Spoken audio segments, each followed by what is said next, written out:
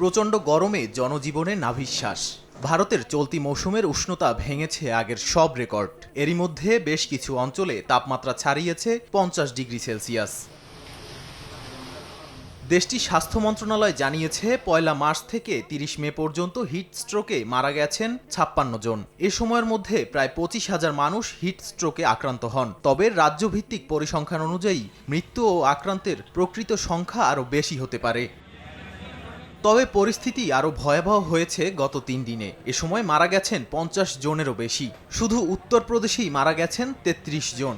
লোকসভা নির্বাচনের শেষ দফায় ভোট গ্রহণের দিনও হিট স্ট্রোকে প্রাণ হারান অনেকে।